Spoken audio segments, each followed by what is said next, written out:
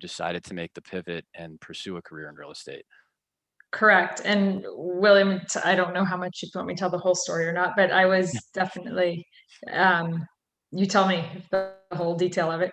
Yeah. But I was working at KTVU, which is a local Fox affiliate of the Bay Area, and I had been working there for gosh, just about 4 years. I was worked there the last couple of years in college, and then a little bit right after college. And I was buying my first condo at a time where during in the news business, it's called Sweeps Week. And Sweeps Week is ratings week. And so I was working on the back end with the producers, and you're trying to find the bigger story. And so it's always, the ratings go up when you find the best story. So over the scanners, we heard that a big rig fell over the Bay Bridge. And I got very excited. I immediately called a news camera and what we call an ENG, which is a news truck. ENG4, news camera, get over to the bridge, film it from the base. There's a big rig in the water. And come to find out, there was no big rig in the water. It was not a news story. It was just a traffic story. A big rig jackknifed on the Bay Bridge and it just caused some traffic. So I recall taking my pen and chucking it across my desk and driving home. I did the 10 o'clock news. So driving home about 11:10. I was thinking to myself, I was on my way home to actually sign papers to buy my first condo. And I started thinking to because we believe in real estate in my family. So at a young age, I learned to buy my own little condo. And I even had to borrow, I remember I borrowed about $2,000 from my brother at the time to make it happen. And I was driving home to sign papers really late with the realtor. And what was going through my mind is I love where I work and I love who I work with, but the subject matter was wearing on me. I got mad that evening that somebody didn't die. I got mad that evening that it wasn't a bigger story. And I started checking my brain because I'm naturally a positive person. So my mindset was just completely shifting. So I said, no, this isn't the direction I want to go. And I thought I'd be in real estate as I got older. I remember our family realtor growing up did a coloring contest in her local farm. And I always thought, how cool, we get to do these things. I want to be a realtor when I'm older, way older, like old real estate people. And then I that night had this revelation that what am I waiting for? Well, I don't want to be this mindset of looking for the bigger negative story. I'm a positive person and I want to find positivity and help people. So I that night asked her, what do I need to do? And sat for my test. Did not tell my family in the beginning and passed the test. And then off we go. Left the station Very, and became a realtor. But it was a perfect very cool. storm. It was the fact that I was buying a property at the same time that I had a bad night at work. And the two coming together was a big aha moment for me to say, why not do this now?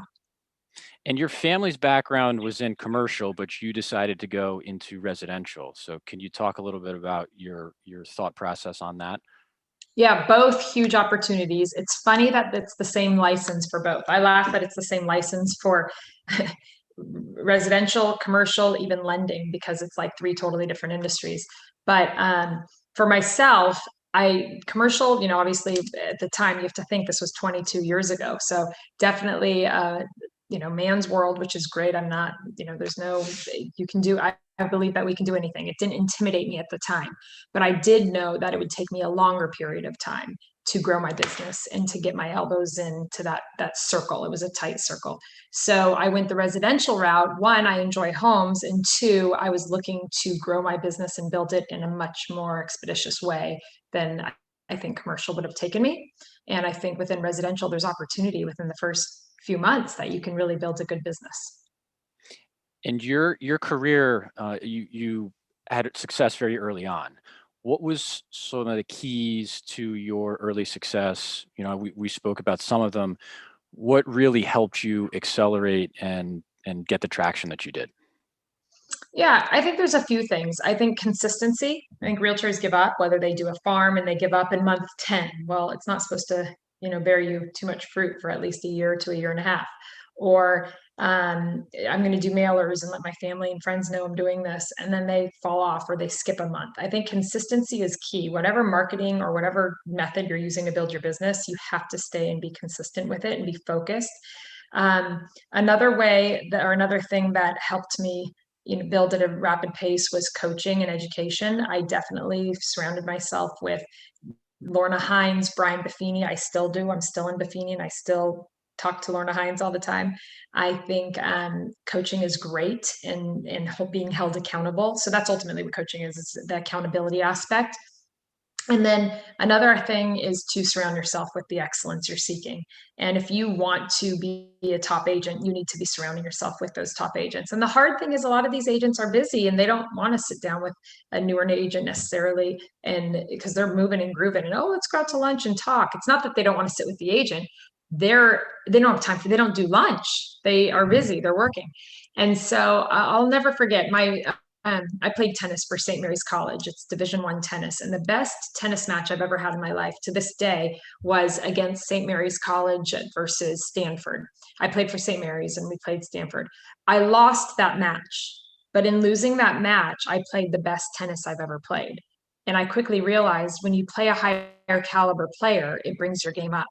And so I knew that in real estate, if I wanted to be the best realtor, I had to bring my game up. So instead of surrounding myself with the newbies brainstorming, I would continuously shadow and be there with any of the agents who were producing as much as possible, even just watching them and noting them and seeing how they do things and taking notes and how can I help. And that gave me a huge foundation in what I can leverage off of.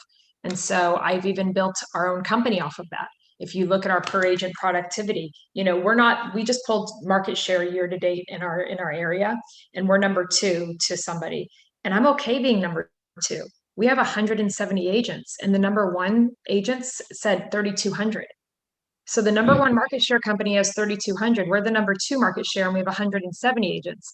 But our per agent productivity, how much business those agents are doing individually, is higher in our office than other offices.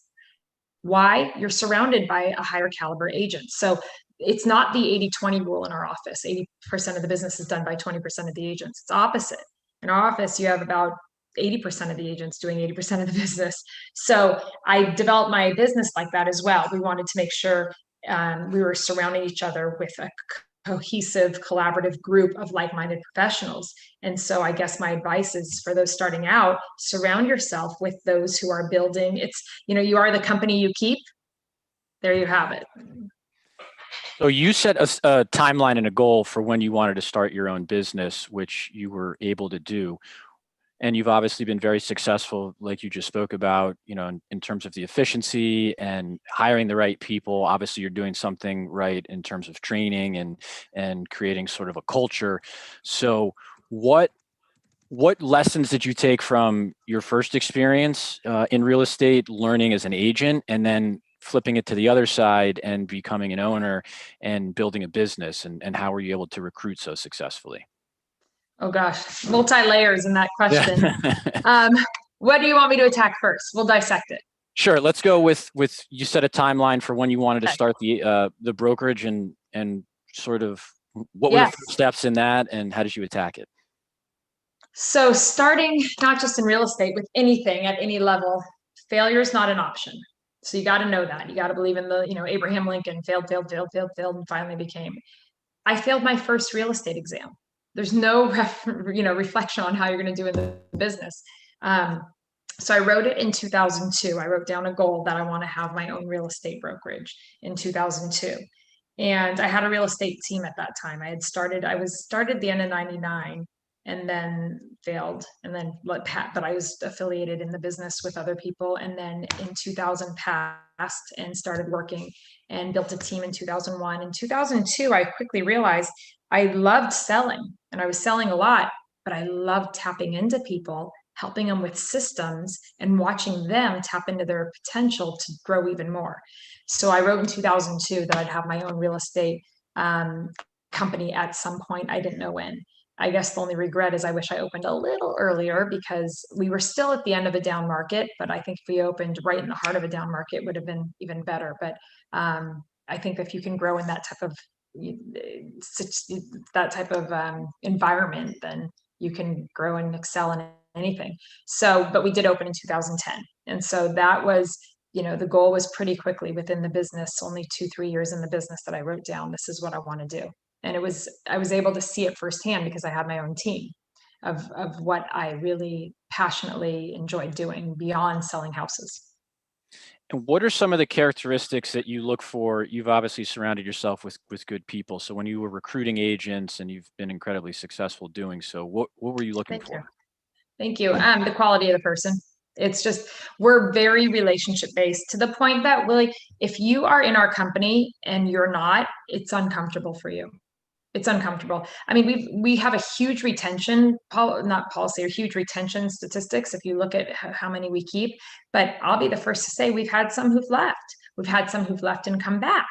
We've had some who've left, and it's okay. They're uncomfortable, and they probably would be and should be. We are very relationship based. We're really about the good of the whole. And so not using this pandemic, but in a pandemic, the pandemic has become, it's created a huge disconnect in our world. Obviously, because we have to. Who knows, we might be shut down again soon, pretty here, with numbers going up. But when we're shut down and there's a disconnect, and we're not as collaborative, and we're not in the office, and we're not having parties and happy hours, and we're not able to do that, I had to think outside the box and create ways to, what my whole theory was, stay connected in a disconnected world. Stay connected in a disconnected situation. So there was a common theme and thread that actually boosted my recruiting throughout this pandemic. And that was people coming from different companies saying, I need leadership, which besides Julie, besides me, I've got a great leadership team. So between, Lori and Marty and Jerry and John and Tracy, we have, and Kent and Jana, directors amongst the board, we've got a huge amount of strong leadership providing support for our agents. So there was a common thread saying, in the pandemic, when the world shut down, we needed creative marketing, we needed leadership, and we needed connection and company culture. And we felt like all of that just fell through.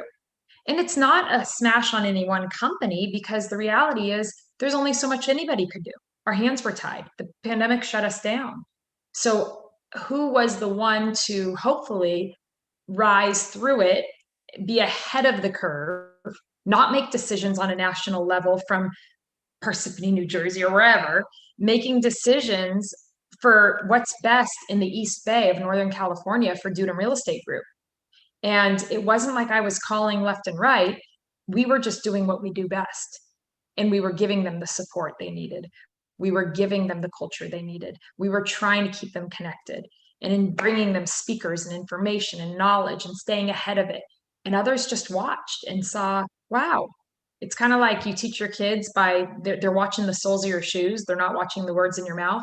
So by watching us not just talk the talk, but walk the walk, there were some eyes opened who said, when we needed leadership, company culture, and creative marketing most, we felt it went through, and we see it happening over at Dudum Real Estate Group. Can we have a talk?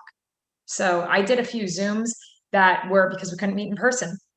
So I did a few Zooms, if you can believe, that were 12 to 15 recruits. One was 4 recruits. One was 16 recruits, all in one panel, talking to them at once and showing them what we're all about. And doing it in a group fashion, because there were so many people who were saying, we need more. So it wasn't just about, I can click a button and create a social media ad. They needed more. They needed a human connection, and that's what it is. You shared a story with me about a 30-person team that came over from a large national broker, and that was during the pandemic. Was that you actively recruiting, or they knew your reputation, they were seeking what you could provide and reached out? How did that happen? So it wasn't a 30-person team. It was 30 people from the same company. Yeah. Actually, it was 30. So there were 30 people, and there were about 15 from one office of this company in one location, and 12 from another office of this company in another location. And then there were 3 other agents. So it was recruiting 30 throughout the pandemic total. 27 were from that company. 2 were from other very well-known national brands. 1 was more a newer agent. But so they didn't come over on one team. But in answer to your question, I sold before I opened my company. So I had connections with some of these agents in the past from selling a lot and from interacting with them and networking with them and staying in touch with them.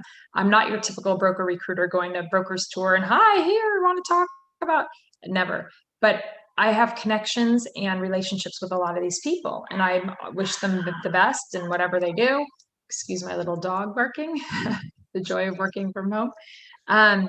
And so when all of this went and happened, it, I think, started, the catalyst was one of my agents was an escrow and said, oh yeah, we need this form. Our director of compliance just said this is a shift. And the other agent said, I don't know about this form. What do you mean you don't know about this form? It's definitely something new. I think it was the coronavirus addendum or something. What do you mean you don't know about this? I've got to call my manager. Well, who do I call? And the person said, you know what? I don't even know who to call. There's nobody in the office. There's no man. I don't know. There's no one there. So obviously this was early on in the pandemic, and so everything was shut.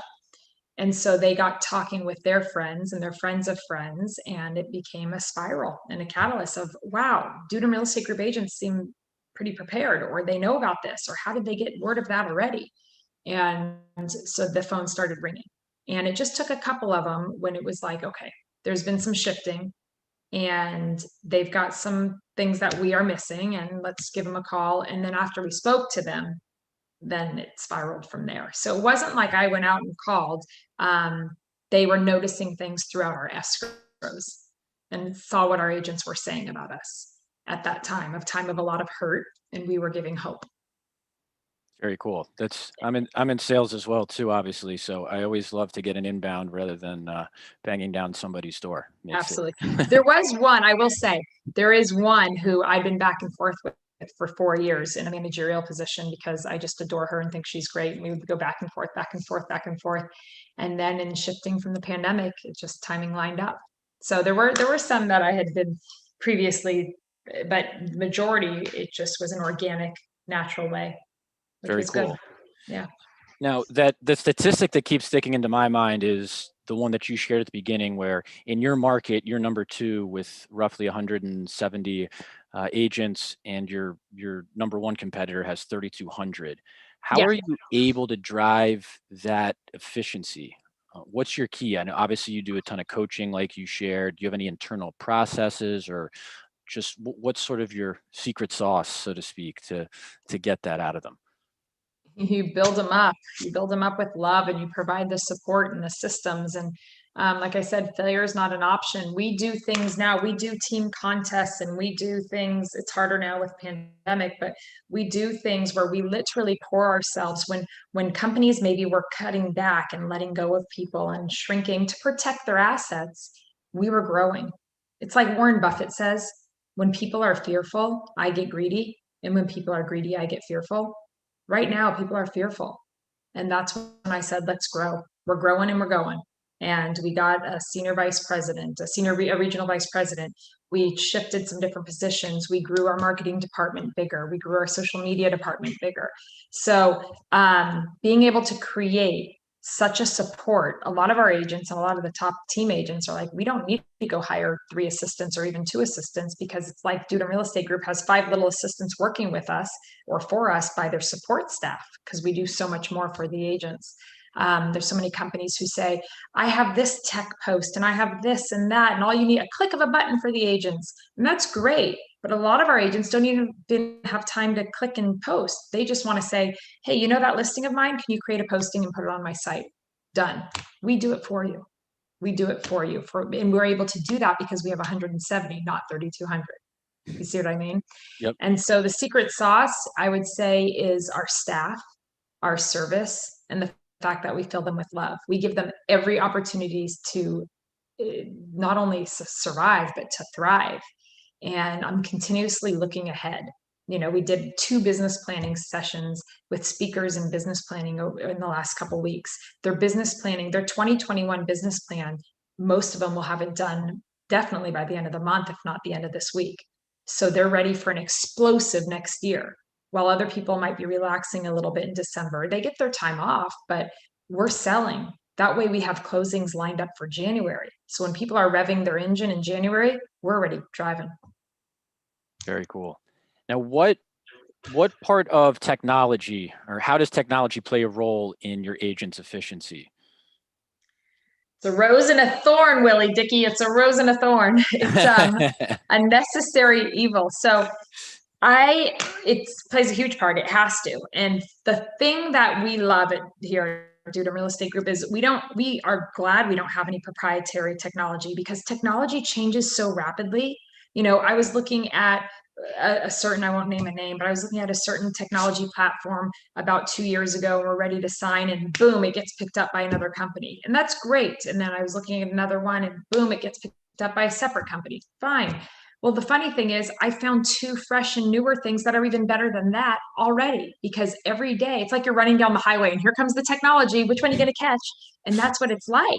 And just when you catch one, guess what? There's a new one coming that's even better. So we are so excited that we don't have proprietary technology, whether we partner up with Moxie or LucidPress or Propy. We like to do, especially Propy. We can partner up with technology that we can stay at the top of the technology. I guess if there's a pyramid, and present to our agents the best of the best at any time with technology tools. So we get to reevaluate our contracts every year and say, hey, is Propy still the best? Yes, because Propy went and took their technology options and upgraded them even more so, or added additional features, or listened to what the agents need. And so we love the fact that we don't have proprietary technology because we reevaluate. We even have a focus group, and we took our focus group. We just met a few weeks ago, and we sat and we did an analysis. We analyze all of our tech platforms. We look at which ones are being used, which ones are not, because you obviously don't want a use rate of like 20%. If you have 170 agents, you want a 60, 70, 80% usage rate. So we look at our usage rate, we look at who's using them, how many people, what they're using them for. We look at why they're not using it. Is there something better that's come along? Has it been refined? Should we renew our contract with these people? Should we seek somebody else's contract? And do we need to do a beta test of a new product with them before we commit? So we analyze our technology often and much because so much is being thrown at you. And it's only through that method that you can find the best of the best. If you try to partner up with one, there's another one next week that's bigger and better. So we really try to focus. And I mean, you guys do a great job with it. I saw there was an email that came across my desk. I didn't watch the video yet, but just continuously refining and adding features and doing things that allow, Propy Team for the file management and for everything that you offer. You're continuously on top of not only what an agent needs, what the changes are in the industry. And that's so important. Not all companies are able to do that. They make a great product and it's like a one-hit wonder. So you have to stay on top of technology because it's moving too fast to you'll close your eyes and you'll blink, you'll be behind the mark. No, 100% right, and especially real estate's been slow to adopt technology, so there's so much of it being thrown at the space now that to try and evaluate Huge. it is almost impossible. And I want And you to can just cost you so much if you try to do it all. It's too costly financially and just with your energy and production. And you were an agent, right, Willie, at one point? I was Or not. there's I someone on your team I spoke with who was an agent. I forget who. And that's huge because a lot of these products are being produced by people who were not realtors themselves. And so there's someone on your team I spoke with who was, and I thought that was so impressive because to have somebody on the tech team who understands the real estate mindset, who understands what the realtor needs, who understands what the client needs, that's huge. And a lot of these aren't, they're being invented by techies, which is great. And the world needs techies, but it needs to be in conjunction with someone who understands our needs. And so to have realtors, I mean, you see, everyone thinks, oh, it's real estate. Oh, it's so easy. You have tech being built, you have companies being built, you have all sorts of things being built off of people who have never sold themselves. And that's concerning to me. Yeah, I mean, I've been a part of 4 different prop tech startups, so that's probably the number one thing I've seen is you have a lot of tech folks and they're well intended, but they don't really understand the industry or whatever little segment of the industry they're selling into, so they don't understand all the pain points. And that's what, at Propy we try and do. Our founder Natalia has a real estate background, but other than Yes, that, we just like to listen. So I'm always calling clients and saying, "Hey, what do you need next?" and sharing that with product teams. So I think that's 100%. that's important in any startup. But There's been some acquisitions in the space. I know you kind of touched on it a bit before. Disclosures IO, Contactually being acquired. It's tough to keep track of all of them. What are some of your thoughts about these smaller companies that you may have, used as a vendor, and then they get scooped up by these large brokerages or other types of companies? Right. I mean, it spoke about that. Of course, I'm happy for them in the sense that if that's what they want to do and that's their buyout, great. Concerning in the sense of obviously data protection. We have our clients' information in there, and when you're merging with certain companies, depending on who those companies are, do they have access to our contacts, to our files? How can I guarantee to our clients that this is all staying as proprietary information? And so there's a bit of that concern. You can't ever stop it. I mean, even when I sign a contract, it's like when I hire a new agent. They say, "Are you, are you going to stay independent?" Yes, yes, that's our goal. I love being an independent. Well, look how many of the other independents have said it, and they're gone now. They've merged or been acquired. So you look at these technology platforms, and when I sign a contract, they say you're not going to be bought out. I'm not buying you out. I say that right off the bat. I'm not buying you out. So I need to make sure somebody will come with a check one day, and I like your product. I want to make sure it's available for me, and that's not always the case with people. And again, like I said earlier, I'm happy for them because on a few of them, I know Disclosures.io and even Glide, we were beta testers. We were in the early years. I mean, Brian at Disclosures.io could not be a greater guy. He's such a nice fella. So you get happy for them in that sense. They worked hard and they built a product that's working well for our whole community. But we want to make sure when we're using it, it's for us. Right. So data protection is probably the top of the list when you're evaluating it. If you don't control the data, you won't even entertain Correct. a product. Correct. And they're going to tell you it's fine, and they're going to tell you your data is protected, and that's great. I hope it is, but that's something that we can just wait and see. Too early to tell. Yes. I want to backtrack just a little Oh, bit sure. because your focus group, I think, is great, but I want to kind of go a little deeper in terms of the structure of it. I mean, I've spoken to a lot of brokerages where they sort of have a senior team that, CTO, and they're evaluating tech. But to me, that makes sense because they have a very good technical aptitude. But it seems like they're not getting a ton of input from the agents, the actual people that are using it. And you find so many times that they buy these products and then the adoption is not there. So the way you structure your focus group is unique. So could you share a little bit more about that? Yeah, and you hit it on the head. We structure it intentionally with agents who are very tech savvy and using the product all the time, have a high usage of different platforms. And then we also pull in people who aren't using them or who are not as tech savvy, I'll say in a friendly way, because we need to make sure the product is user friendly, and we need to make sure if they're not using it, we want to know why. If it's too confusing and too difficult, we don't want it. We want something that is easy to learn, easy to use, and helpful to our agents. And so we actually don't just have the CTO being the person making all the decisions. We have the focus group come and sit with our marketing team and our tech team to say, here's what we like and here's what we don't like and why. And then we actually get to hear it from both angles, those who are using it and those who aren't, because it's important to get those who aren't on board. I mean, technology won't take over real estate, but it's definitely a tool we need to use in conjunction with our real estate transactions to help enhance it. And how do you help drive adoption of technology? Let's say you purchase a new platform or system. How do you get your agents to actually use it?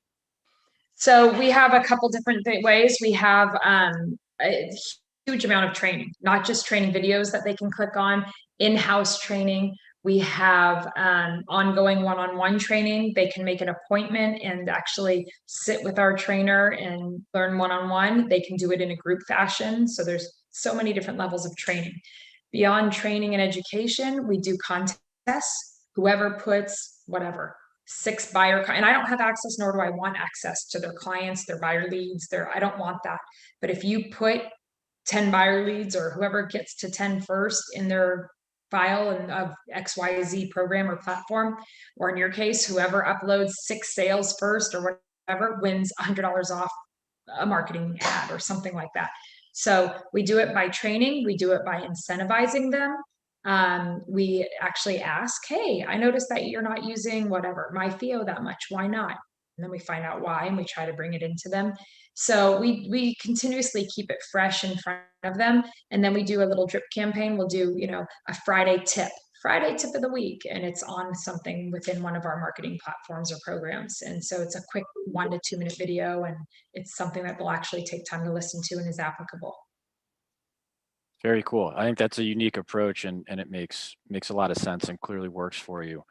Yeah, it's been good. So now, as we're wrapping up, of course, I have to ask you, what is your view on the Bay Area market currently, and in a year from now, where do you see it going? Oh boy. Let me look at my crystal ball 1 second. So interest rates are down, and we know interest rates are going to stay down for a while. Although they did peak up a little bit when there was the first day of talk of the vaccine. But Bay Area is crazy. And I think within the Bay Areas where we are in the East Bay, in some of our office locations, there's like a micro market within the greater market of real estate in the nation. And our micro market moves at a very rapid pace. We grew 9% between June and August alone. We really did. So seeing that type of growth and that rapid growth was impressive, but was an eye opener. It was like, wow, we just shut down. The world shut down. People lost their jobs, and we're selling more and faster than ever. If that is making a statement about what's to come, prior to the pandemic, I was saying, I think we'll have a good year in 2020, and I think it will carry until about the end of summer 2021, was what I said. Now, with rates being announced that they're going to stay low for a good couple of years, few years, I think, and again, I have to listen to my chief economic forecaster, and they speak pretty much in the next 2 weeks. We'll be listening to them the first week of December and the last week of November. But that gives me more guidance as to what I think it will do. But as of my personal guess, and we can talk to me this time next year and see if I was accurate or not, I think we're going to hang tight. I think we did see a slight slowdown just before the election, not meaning the Monday before, meaning the last week of October. We saw a slight slowdown in our area. What that means is instead of 11 or 12 offers, we were seeing 3 to 4 offers on a property. So still multiple offers, still really busy, but not as many. And then the week after the elections, as it was shaken out, we still didn't see a pickup. And then starting this week, we're starting to see a little bit again. And that gave me hope that, wow, it's going to continue to be rapid. Will it be 9% growth between June and August? I don't know if we're going to see that sort of 2-month growth again, but I do think the isn't about to happen. I think considering all that's going on in our world, even with the vaccine, with election results, with everything going on, I think we're going to continue to see a good steady growth, and we might be up about an overall 3 to 5% by the end of 2021 is my guess. I think we might see some of this plateau up, maybe a little dip and then up and plateau. But I think the overall, or should I go this way? The overall will be a 3 to 5%. Will be a 3 to 5% growth by the end. Let's say 5% by the end of 2021. Well, we're going to have you back a year from now and play this recording and hope it's different. You'll have to tell me. Yeah, we'll see how good I was. All right. It might be 20% down and I was totally off, or 20% up. You never know. You gotta have your predictions. Yeah, there you go. You're never wrong. Well, I'm a betting woman. Thanks so much for joining us, Julie. Appreciate it, and your perspective and commentary was great. Thank you, Willie. No, thank you for having me, and good luck out there, everyone. The world is so crazy and so hurt right now, regardless of the side you're on, it's just a different place. So take time to be good to yourselves and hug yourselves, hug each other, and try to, my little theme, try to stay connected in a disconnected environment, or have faith. This is my little necklace I wear. Faith over fear. It says faith here and fear. Have faith. We'll get through this. Good advice, especially for these times.